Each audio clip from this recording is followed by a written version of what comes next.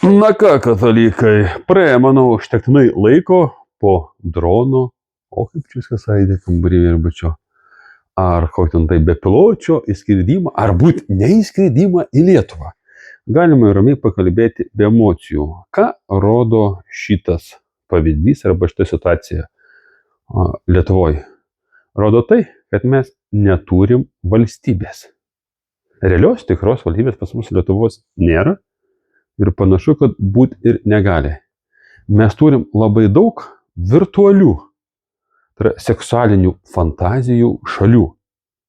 Pavyzdžiui, vieni mūsų vadai įskaito save dievais ir gali paskirti kitų valstybių prezidentus, išduoti jiem pažymėjimus. Treti sugalvoja, kad gali nušluoti Kaliningrado sritį. Galbūt ir gali, nesiginčiai. Bet jie žemėlapio pasaulio net nežino. Jie nemato, kad šalia yra Rusija. Didžioji žemė. O ką tada jinai padarys? Kiti sakys, ne, mūsų, kaip tenai, Ruso kareivė batas neįžengs į Lietuvos žemę. Ir ką? Ruso, net ne kareivio, gal Rusio vaiko, gal Ruso kontrabandisto, gal Baltarusių kontrabandisto lėktuvėlis įskrydo ir nieks nieko padaryti negali. Net nesuranda. A gal to nebuvo? Neaišku, nebuvo, nes mes gyvename virtualioje valstybėje. Mes kūrėm tokias virtualias seksualinės fantazijas, kokios yra mums patogios. Dabar, kokiais atvejais yra kūriamos seksualinės fantazijos? Yra dviem atvejais. Pagrindiniai. Pirmas atvejais, kai tu negali įgyvendinti realybėj tą, ką prifantazuoji. Tada tu fantazuoji ir realybę palieki likimo valiai. Pas mus realybė yra tik tai vienas dalykas. Mes neturim valstybės ir turim vagis, kurie vagia tiek, kiek sugeba jų fantazija. Jeigu jie daugiau galėtų prifantazuoti, kam čia ko reikia, kur išleisti ir per ką tos pinigus praplauti, jie vogtų daugiau. Jie daugiau pakeltų mokesčių, paprasčiausiai neužtenka fantazijos. Arba kitas atvejis yra, kai tu negali pasiekti, tai yra, kai tu negali parodyti iš tikrųjų, ko tu sieki ir ką darai. Tai tu šitoje vietoje kuri seksualinės fantazijas, visiems pasakai pasakas, o iš tikrųjų darai kitus dalykus. Tai dabar, iš tikrųjų, mano manimu, Lietuvos politikam yra duota užduotis sustiprinti Rusiją. Padaryti viską, kad Rusija klestėtų ir pati pirmoji naujam pasaulyje atrastų savo vietą. Pati pirmoji pasiruoštų naujam pasauliui. Jau kažkas sako, sakysit, rašysit, kad šitas vatnikas nusišneka, pasakykit man bent vieną Lietuvos valdžios veiksmą, kuris kenkia Rusijai.